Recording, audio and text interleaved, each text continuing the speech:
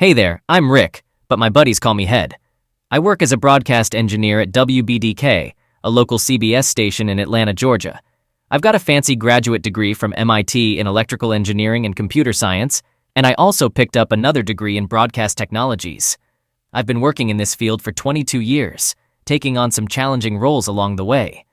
Before landing here in Atlanta for the past 5 years, I hopped around various TV stations on the East Coast. I'm 46 years old with dark hair, and I'm 6 feet 3 inches tall, weighing in at around 190 pounds. Some folks might say I'm good looking, but I'm no TV heartthrob. Been happily married to Sharon for a solid 22 years, and we've got 2 daughters, Melanie and Stephanie. Melanie's already tied the knot, and Stephanie's just about to graduate from college. Sharon stands at about 5 feet 5 inches, doesn't weigh more than 135 pounds, and rocks long blonde hair. She's a real sweetheart, both inside and out. These days she's working as a secretary for our pastor, Reverend Bob Shelter, and she's been doing that job for the past 1.5 years. Now let me tell you about last Friday. I had some extra time for lunch and decided to surprise Sharon by taking her out. I parked at the church office's side entrance due to the rain, hoping to get closer to the door. However, when I arrived, I found Sharon's office empty. Still, I went inside. While I was waiting, I overheard Sharon talking to Pastor Bob in his office. She was looking forward to Monday night and mentioned how great it was that I work on the Monday night football games for the station because it gives us a chance to spend time together. She also asked about a reservation at the Lay Inn. Pastor Bob assured her, "Yes, it's all set. I've booked the Whirlpool suite again. Come over here and let me show it to you right now." I heard some rustling of clothes and then Sharon's moans. I was shocked, on the verge of feeling sick, and my anger was building up. I knew I needed to leave before doing something foolish. I couldn't bear to listen any longer. I had the urge to barge in and confront them, but I hesitated because I knew I'd lose control and maybe even get physical. Given my emotional state at that moment, I was certain I'd end up kicking both of them. However, I didn't want to face the consequences of my actions, so I made the tough decision to turn and leave. It was one of the most difficult things I've ever done. I wanted to lash out, but I walked away. I was pretty sure neither of them noticed me or knew I had been there. They had security cameras watching the main entrances of the church, but I had entered and exited through the side door without being spotted. I was so shaken that I realized I wouldn't be able to focus for the rest of the day. I called my workplace and explained that I wasn't feeling well, saying I needed to go home. I needed time to think about what had just happened, and being at home seemed like the best place to do that. Sharon wouldn't be home until after 4 p.m., giving me ample time to process everything. It became evident that Sharon was having an affair with Pastor Bob, and I decided that I couldn't continue to consider him my pastor. What I really needed to uncover was the full extent of their relationship, how long it had been going on, and what had led to it in the first place. I understand that some people prefer not to delve into these details because they believe they don't matter, but I'm not one of those people. I desperately wanted to understand why this had occurred in my seemingly wonderful marriage.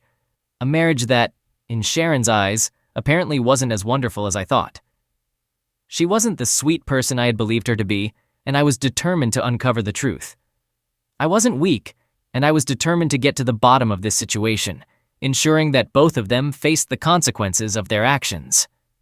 Once I arrived home, I brewed a pot of coffee and went outside to sit on the patio, hoping the pleasant weather and fresh air would help me think clearly. I needed to make sense of everything that had happened.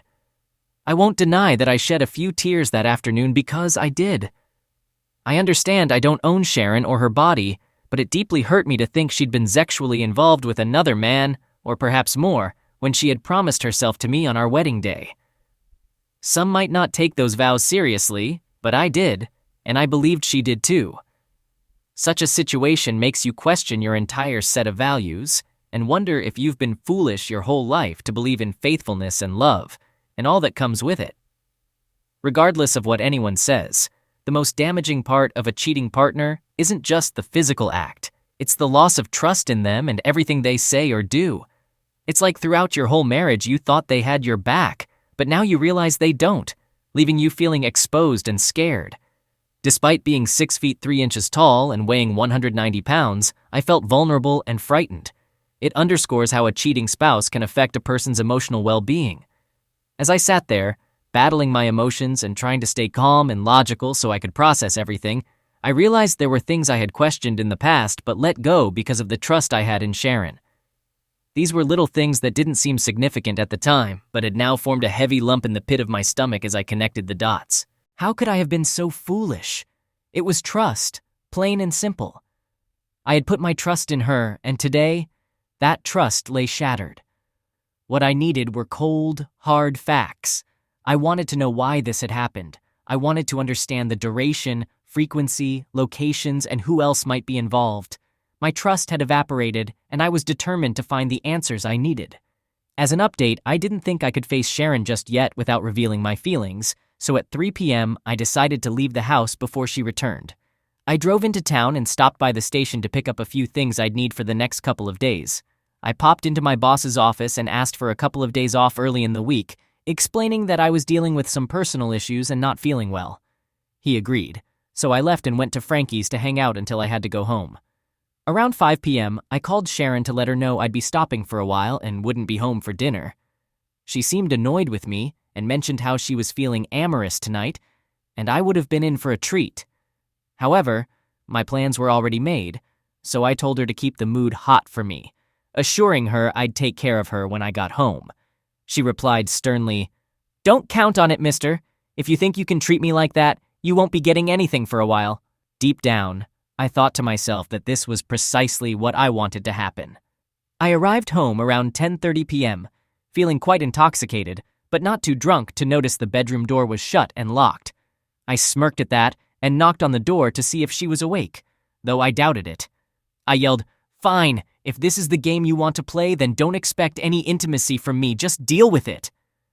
With that, I headed for the spare bedroom. The following morning when I got up, she was sitting at the kitchen table sipping her coffee. I could tell her coffee got a bit colder when I walked in. If I hadn't known she was an unfaithful wife, I certainly would have sensed something was amiss. I gave her a friendly smile and said, "No need to get up and make breakfast, honey. I'll grab something on my way to the golf course." I then headed out of the kitchen, walked into the garage, loaded my golf clubs into the trunk, and drove off. Shortly after, my cell phone rang, and I noticed it was her calling, so I chose not to answer. A few minutes later, I heard a beep, indicating she had left me a voicemail. I listened to it, and it was a message filled with anger, asking how I could do this to her and demanding I return immediately. The truth was, I had no intention of actually going golfing. I had used that as an excuse to buy myself a few hours to handle what I needed to. My destination was my former church. The last thing I wanted was to hear Bob preach again. It was still early when I arrived, so I knew there was a good chance no one would be around, and I was correct. I entered the building, having a key since my wife worked there. I made my way directly to the offices with the goal of placing remote micro cameras and mini microphones in her office and Bob's office. It didn't take me long to set it all up, and I concealed the transmitter behind some old hymnals in the supply closet across the hall.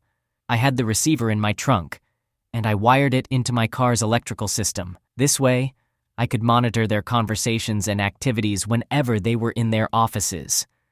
While I didn't expect them to do much at the church, I was confident that I would gather valuable information by watching and listening to them for a few days. Once I was sure everything was functioning correctly, I snooped through her desk but found nothing of significance. However, I did notice a large asterisk on her calendar for Monday, which aligned with what I had overheard on Friday. I would be prepared for whatever might happen on that day. Next, I entered Bob's office and conducted my search there. I didn't have much luck finding anything incriminating, but just when I thought I was out of options, inspiration struck. It was ironic, considering I was in a church, but I had a thought. I decided to check the filing cabinets for church expense receipts. Lo and behold, I stumbled upon a file containing several receipts from the La Dot Inn in Roswell. Some were from the end of 2019, and a couple were from the spring of 2020. Realizing I was pushing my luck by staying too long, I hastily made copies of the receipts to take with me. I then tidied everything up and made my exit. My next move was to head over to the golf course and park in my usual spot. I made my way to the clubhouse and gravitated towards the bar. I wanted to ensure that a few people there would remember my presence. I found a table in the back and ordered a Sprite, spending a couple of hours there. During that time, I scrutinized the receipts carefully and discovered that the two from late 2019 were both for Mondays, and the two from the spring of 2020 coincided precisely with dates when I had attended a conference at CBS headquarters in New York. What infuriated me the most was that Bob had the audacity to charge those motel rooms to the church, disguising them as conference room rentals for meetings. He was rendezvousing with my wife in a motel, and I had unknowingly footed the bill. While we had been contributing to the church, I decided that there would be no more donations from me. Their reckoning was drawing near, and all I needed was a bit more evidence to seal their fate. I was certain this affair had been ongoing for close to a year, if not longer, which aligned with the hints I had picked up on earlier. My hunch was that Bob had been involved with her even before she started working for him. She had a good job as a receptionist at the Telfor Corporation, but she eagerly accepted the opportunity to work for the church, saying, "Honey, it'll be so close to home, and I'll be working for the church. What could be better than that? Plus, the pay is almost as good as what I was making at Telfor. How can I pass this up?" It sounded great. Closer to home, church employment, and nearly the same pay. However, it was clear she was more interested in the extra perks. I couldn't believe how blind I had been. It filled me with anger, but it also sickened me to think that my loving wife could betray me like this. I was determined to make them pay for their actions. I decided it was time to do some investigating. I went out to my car and connected my iPod to the frequency of the receiver I had in the trunk. After scrolling through a few minutes of data, I saw Bob enter his office. He picked up his phone and made a call. I regretted not having placed a bug on his phone, but there was nothing I could do about it now. I had to settle for hearing one side of the conversation. "Yes, Sharon, I'm at the church. I came right after you called me. Why don't you tell me what's bothering you?" I thought, has he ever done this before? I see. What do you think set him off? Then he asked, "Do you think he's suspicious of anything, Sharon?" With a laugh, he continued, "All right, well, you can get back at him on Monday night." After hanging up, he sat there in thought. Just as I was about to shut down the transmission, he mumbled something almost inaudible, but I managed to capture it. I made sure to save that soundbite, knowing it might come in handy later. After shutting down, I drove back home. I figured it might be a bit chilly there, so I started mowing the lawn and took care of some basement chores. When I walked in, she didn't say much to me, but the tension in the air was palpable. During dinner, I chose to ignore her, and she sat there, staring at me. Eventually, she tried to start a conversation by asking what had been bothering me lately and why I had been acting strangely. I responded by reminding her that she had locked me out of our bedroom the previous night and that I rarely went out with my friends. I pointed out that the one time I did, she had become upset and made threats, so the situation was a result of her actions, not mine. In frustration, she retorted with an expletive. I noted that her language didn't align with the behavior expected of a devout Christian woman, considering her strong faith. Her reaction clearly displayed guilt on her face, and I couldn't understand how she thought I wouldn't notice. Nonetheless, she managed to regain her composure and eventually left the table. I thought to myself that when everything came to light, she wouldn't handle it gracefully. Later in the evening, she entered the family room where I was watching television with slightly reddened eyes, indicating that she might have been crying. The rest of the evening unfolded without any major incidents. When I was ready for bed, I walked down the hallway to the spare bedroom and settled in. A few minutes later, she entered the room and stood there. I asked her, "What do you want?" She inquired, "Aren't you going to come to bed?" I replied, "Nope. You've made it clear that there won't be any intimacy in the near future, so I might as well get a good night's sleep alone in here." With that, she left the room in tears. Honestly, I didn't care. On Sunday morning, she woke me up at 8 a.m., dressed for church, and invited me to join her. I declined, explaining that I had no plans to attend. She left the room with a certain look on her face, suggesting she was beginning to understand the situation. Later, she left the house, and we didn't exchange many words throughout the day, each retreating to our respective rooms. Monday morning, I left the house without encountering her or engaging in conversation. She called me, her voice heavy with tears, expressing her apologies and love. I assured her we would discuss everything upon my return that evening and hung up. Then, I contacted my boss, informing him of my day off but confirming my commitment to covering the Monday night football game. He was satisfied with my availability and asked how things were going. I replied that they were proceeding as expected. My next destination was the Ladot Inn in Roswell. Update. So there I was, walking into the motel lobby, trying to look like I was just another guy on the job. I spotted the clerk, a young dude named Kevin, who seemed more interested in his phone than the comings and goings around him. I walked up to him with a clipboard in my hand. "Hey, got a service call for the Whirlpool suite," I said, tapping on the fake work order I'd put together. "Some complaint about the AC making noise? You know how it is with this heat, right?" Kevin gave the clipboard a once-over, his brow furrowing a bit. I kept my face straight, all professional-like. "Which room?" he asked, sounding a little puzzled. I told him the suite number, and for a second I thought he might call my bluff. But then he just nodded, handed me the key card, and said, "Make it quick, all right?" I was in the room in no time, dropping my tool bag down. But instead of wrenches and gauges, I had my little high-tech gear, mics, cameras, you name it. I was playing the part of the maintenance guy, but what I was really doing was setting up my own sting operation to catch my wife in the act. Installation was a breeze. I hid them so well you'd never know they were there. I was out of the room as quickly as I'd entered, giving Kevin a nod on my way out. "All set. No more noise from that AC," I told him, and he barely glanced up from his screen. I left feeling a bit like James Bond, if I'm honest. Kevin had no idea, and I was one step closer to knowing the real deal with my wife. Wild, huh? With plenty of time on my hands, I decided to attend to a few other tasks I needed to prepare. I visited our bank and obtained cashier's checks for half of the funds from both our checking and savings accounts. Afterward, I canceled our joint credit cards. Following that, I contacted my broker and arranged a meeting shortly after lunch to make adjustments to our investment accounts.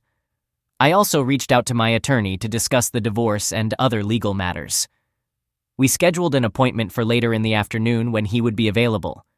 Next, I drove to Planters National Bank in Marietta, Georgia, where I opened new accounts in my name only and deposited the cashier's checks. I had lunch in Marietta, although I didn't have much of an appetite.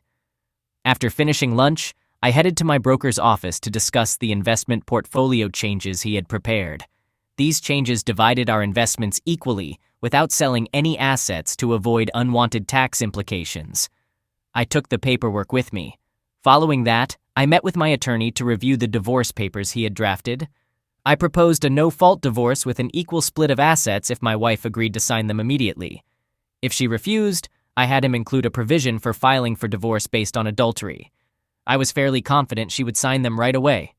With everything taken care of, all I had left to do was grab dinner and then head to the station to oversee the Monday Night Football broadcast.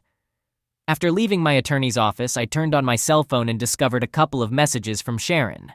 In her messages, she expressed concern and asked me to come home before the game, stating that my recent behavior was worrying her deeply. She professed her love for me and how torn apart she felt seeing me like this. Despite being aware of her plans for the evening and my own knowledge of them, she could still send me these messages. It made me question my judgment, thinking, I must be the biggest fool ever to have loved and trusted this woman. I had reached a decision. The only possibility of salvaging my marriage rested on whether she would show up at the motel tonight. Her decision would be a clear indicator of whether she cared enough to try to rescue our relationship, acknowledging its precarious state. At 8 p.m., I activated the system in fully automated broadcast mode, and Monday Night Football commenced. I configured the system to monitor the feed from the motel room. Precisely at 8:15, Bob entered the room and initiated a call, telling her, "Hey baby, I'm in the room, get over here as quickly as you can." Sharon replied, "Okay, honey, I'll be there in a few minutes." After ending the call, he muttered a few more words that I overheard, though I would need to listen again later to confirm the exact content. My marriage appeared to be unraveling, and while I didn't anticipate her ending it, the pain still cut deep. This experience only reinforced my determination to make them face the consequences. I took out my list of people to contact and began dialing, a task that consumed nearly half an hour. Sharon had already arrived at the motel, so I returned to monitoring the video and audio feed. She expressed, "Oh God, Bobby, The thought of you being intimate with me excites me so much. I really value these nights together," she confided.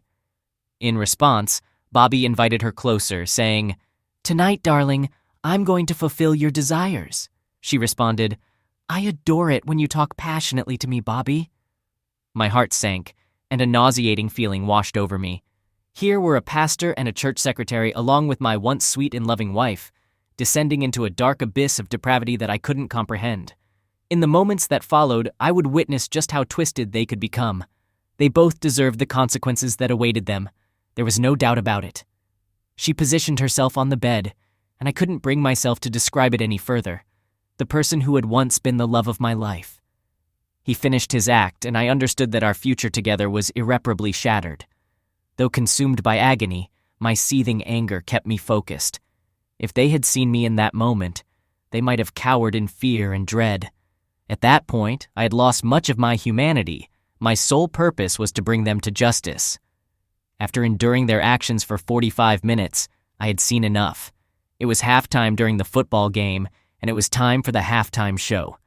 I switched the system to live assist mode and began playing back the recording of Bob and Sharon from the beginning. Within minutes, the phone began ringing relentlessly. I chose to ignore all the calls and took out my cell phone. I dialed Sharon's number, and the ringing echoed through the monitors. She glanced at her phone and remarked, "It's Head. This time I won't answer his call. Let's see how he likes it." I hung up and dialed again. "I suppose I should answer it," she finally conceded, retrieving her phone from her purse. Sharon responded with a venomous tone when I greeted her, saying hello. Curious about her whereabouts and intentions, I asked about her location and what was happening. She explained that she had gone shopping since I hadn't called her earlier and planned to grab some food before heading home. In a somewhat sarcastic tone, I inquired if she was shopping at the moment, to which she confirmed and mentioned her intention to spend a significant amount of money. Unable to hold back, I retorted by thanking her for being such a wonderful wife, with a touch of sarcasm. In response, she shot back, telling me not to speak to her that way and expressing her confusion about my recent behavior before saying goodbye. There she was, using that term again. No, Sharon. The real issue was Bast Bob in her motel room. As their activities appeared to be winding down and she was taking one last shot, I contemplated interrupting it. Knowing she wouldn't answer her cell phone again, I dialed the motel number. "Kevin, it's Head. Aren't you watching Monday Night Football? No? You should be. Could you ring the Whirlpool suite for me?" After just 2 rings, he picked up. "Hi, Bob. Can I speak to Sharon once more?" She came on the line, questioning why I was calling. "Well, Sharon, it's like this. I know you've been unfaithful, and I'm well aware of your location and activities. I plan to file for divorce, and you'll find yourself without a place to stay. Bob might also face some consequences." Confused, she asked, "What are you talking about, Head? I can't make sense of your recent behavior. What's going on with you?" I simply replied, "Sharon, the charade is over. I suggest you turn on Monday Night Football and enjoy the halftime show. I'll see you later. Goodbye." I watched on the live monitor as she went to the TV and tuned in to MNF. "Oh my God, no!" she screamed as she watched the streaming video of herself and Bob engaged in their activities. Due to a time delay in the live feed, she witnessed a substantial portion of what the entire Atlanta area had already seen. Her response was limited to repeating, "Oh no," as she hastily got dressed and fled the room. Bob was equally frantic to leave, uttering curses all the while. "I will kick that son of a bish. I will kick him," he muttered, unaware that his muttered words could come back to haunt him. Once they had vacated the room, I promptly turned off the monitors and allowed the video stream to continue for 1 more minute. Then, I switched off the live assist mode and returned the system to its fully automated broadcast mode. I retrieved the tape and left the broadcast booth, knowing it might be my last visit to the building. I took a few personal items from my desk as well. Final update. I spent the rest of the night at Frankie's, and yes, my performance during halftime became the hot topic at the bar. After the game concluded, I hailed a cab and headed home. When I arrived, I found Sharon sitting alone in the darkened living room. The phone had been disconnected, and it was evident that she had been sobbing uncontrollably. Her tears didn't move me. As far as I was concerned, it was all over. She cried and asked, "How could you do this to me, Head? After all these years together, how could you?" I responded firmly, "No, Sharon. The real question is, how could you do this to me? I'm drunk, and I'm going to bed. We can talk tomorrow." She remained motionless as I left the room and retreated to the spare bedroom. The next morning, I woke up with a nasty hangover, and she was still on the sofa with dark circles under her eyes. It appeared she hadn't slept at all, but again, I didn't care. She had brought this upon herself. I nonchalantly put the phone back on the hook, and it immediately began ringing. For the next hour and a half, I fielded calls from family members, including her parents, friends, church acquaintances, my now ex-boss, and both of my daughters. They were deeply upset by what they had witnessed, and nothing I said could console them. I understood that it was harsh for them to have seen what they did, but they were adults and would eventually move past it. I also received a call from Mrs. Bob, who inquired about whether I had kept a tape of the entire incident.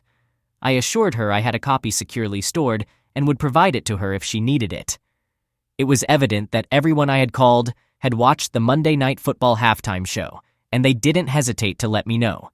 Some were angry due to its explicit content, while others, like Sharon's parents, considered my actions terrible for exposing her like that. However, most people were sympathetic and understood my perspective. It was a challenging ordeal, but it was the price I had to pay for my actions. Sharon remained seated, sobbing throughout the ordeal. Eventually, I left the phone off the hook once more and went to prepare some coffee. When I returned, I offered her a cup and handed her the divorce papers and investment documents she needed to sign. I stated, "Sharon, I'm filing for divorce. After discovering your infidelity and witnessing what I did last night, it's clear you've been cheating on me for at least a year or longer. There's no way I can continue in this marriage." I held up the papers. "These are the divorce documents, and if you read them, you'll see I'm requesting a no-fault divorce and proposing an equal division of our assets. To proceed with this, you must sign both the divorce agreement and the agreement for splitting our investments right now. There will be no negotiations or modifications to these documents. They are entirely fair to you," I explained. "I'll give you until 5 p.m. today to consult with an attorney and confirm that my offer is fair. At 5:01 p.m., the deal is off the table and I'll file for divorce on the grounds of adultery. I'll seek a property distribution based on both our individual contributions, with mine being significantly greater than yours, and our respective incomes. In essence, I'll go after everything I can. Let's be clear, this is the best deal you can get, so consider it seriously," I warned her. "And in the end, it would be unwise to contest a divorce based on adultery when the whole of Atlanta will know it's the truth. Everyone will know you've been unfaithful. This is what you wanted, as I overheard you tell Bob. Your wish has been granted, and now everyone knows it. Take the deal, Sharon." Desperately, she pleaded, "Head, I love you and I want to save our marriage. Can't we try to work this out?" I responded firmly, "That may be true, Sharon, but it doesn't matter. Love is irrelevant. I won't remain married to you. Our marriage ended when you chose him over me, and whether you believe it or not, that decision was made when you engaged in your affair with him. Now I'd advise you to freshen up and consult with an attorney. Time is running out," I suggested. Later that afternoon, she returned home with the papers. "My attorney recommends that I sign these papers, Head. He believes you've made a fair offer given the circumstances, and he thinks I should take this settlement," she said. "Head, can we talk? Can you listen to me and perhaps consider forgiveness and working together to salvage our marriage?" I agreed to sit down and listen because I genuinely wanted to understand why she had done what she did. I also wanted to know if this was the first time it had happened in our marriage. We sat at the kitchen table and she began explaining everything. She revealed that there had been no other affairs before this one. It had started shortly before she began working for Bob. She admitted that she didn't really understand why, because she had been completely happy with me, but she couldn't deny that something had drawn her to Bob. She mentioned his charismatic demeanor and the feeling that he loved her. "So here's Sharon, everybody. She's kind of like someone saying my bad after messing up in marriage. She's saying sorry a lot, trying to fix her mistake with some tears and a sad face. It's like she thinks feeling bad is enough to fix everything, even after she didn't take her promises seriously. It's like when a dog chews up your homework and then acts cute, thinking you won't be mad. Tough luck, Sharon. Life's not a game, and you can't just say sorry to make it all okay. Seems like just being sorry isn't enough right now. I acknowledged Bob's charisma, but shattered her perception when I played back 2 sound clips I had saved. The first was Bob muttering on the first day, "That idiot better make sure her husband doesn't find out about our affair." The second soundbite was from the room just before she arrived. "I'm going to use her tonight. Tomorrow I'll end it. If she causes any trouble, I'll threaten to tell Head. That should keep her in line. I can't risk her husband discovering our affair and exposing everything." "So, Sharon, not only did you damage our marriage, but you were mistaken about Bob's feelings for you," I pointed out. "No, Sharon, there's no way I could continue our marriage for 2 reasons. First, you broke our marital vows, and I can't live with that. And second, you would never find happiness with me again either. I could never satisfy you after this.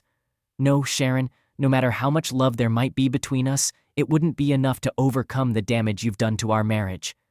She just sat there crying, knowing that what I said was the truth. In the end, she signed both sets of papers. I informed her of my decision to move out, allowing her the time she needed to find a new place to live.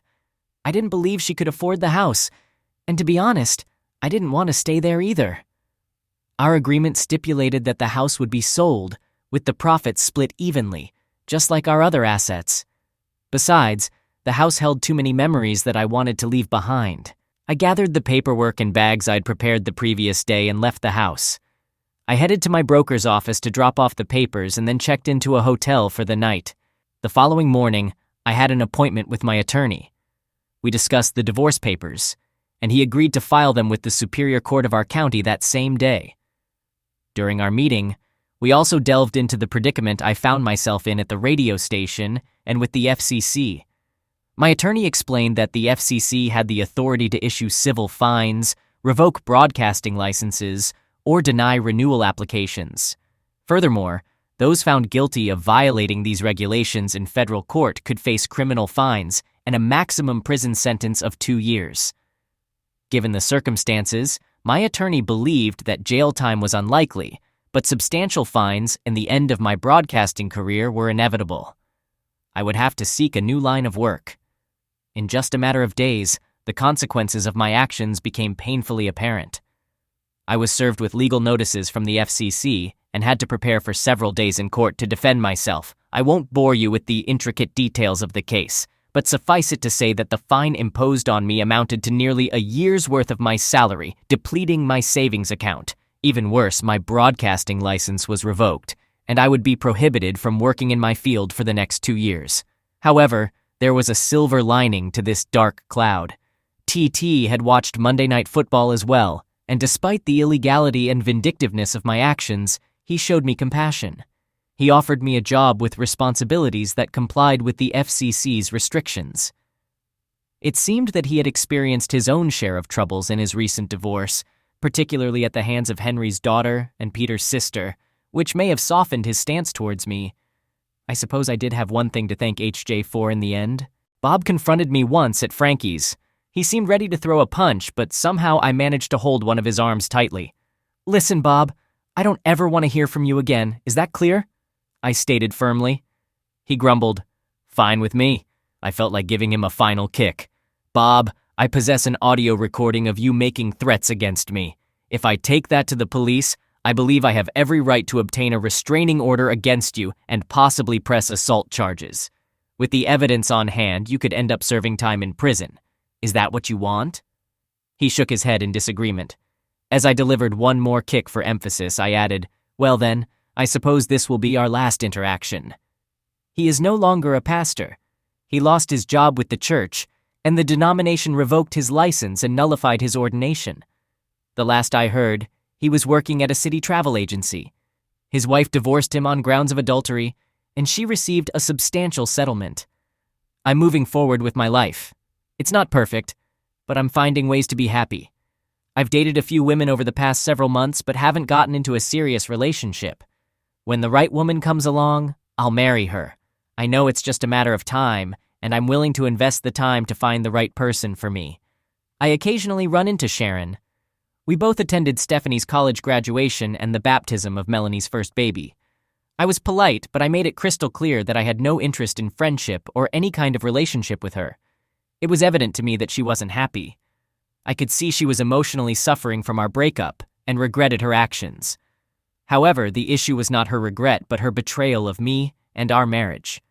If I were a different person, maybe I could have forgiven her, but my values are quite inflexible, and there wasn't much room for compromise.